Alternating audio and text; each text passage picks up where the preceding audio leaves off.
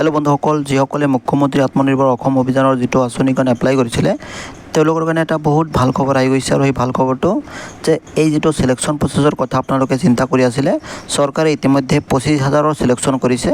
আপোনালোকে নিশ্চয় শুনিব মুখ্যমন্ত্ৰী মহোদয়ে কি কৈছে। আৰু বিশেষকৈ এই যি 25,000ৰ যি চিলেকশ্যন হ'ল, এই 25,000 কেণ্ডিডেটক চৰকাৰে নিজে মাতি আনি পইচাখিনি দিব। আৰু বিশেষকৈ মুখ্যমন্ত্ৰী মহোদয়ে কি কৈছে আপোনালোকে শুনি থাকক।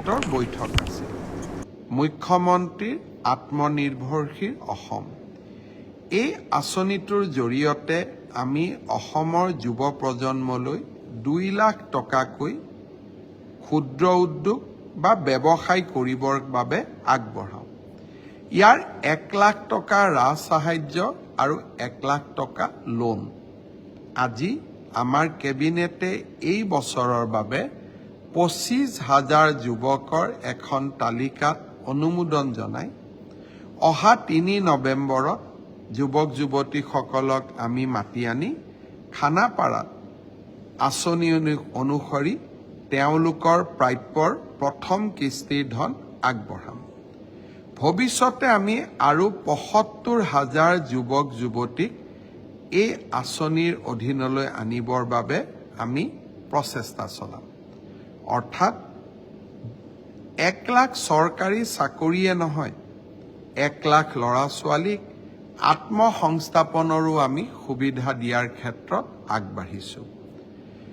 যিসকল প্ৰাৰ্থী আজি চূড়ান্ত হ'ল, তেওঁলোকে নিজৰ বিষয়ে গম পাবই যে এই আঁচনিৰ বাবে মই নিৰ্বাচিত হ'লোঁ।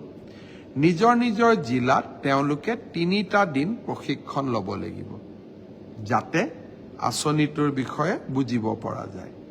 আৰু 3 নৱেম্বৰত আমি খানাপাৰা ভেটেনাৰী খেলপথাৰত মাতি আনি সকলোকে এই ধনৰাশি 25,000 নিৰ্বাচিত যুৱক যুৱতীক এই ধনৰাশি আমি আগবঢ়াম।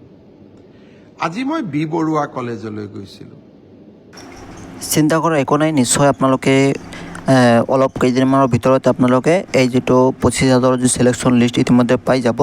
যিটো অফিচিয়েল ৱেবছাইট আছে, নিশ্চয় আপোনালোকে তাতে বিচাৰি থাকিব, তাতে গৈ আপোনালোকে চাই থাকিব কেতিয়া নিশ্চয় এই যিটো মুখ্যমন্ত্ৰী আত্মনিৰ্ভৰ অসম অভিযানৰ যি 25,000ৰ যি চিলেকশ্যন লিষ্টটো আপোনালোকে নিশ্চয় অতি সোনকালে আপোনালোকে পাই যাব। অপেক্ষা কৰক। ধন্যবাদ।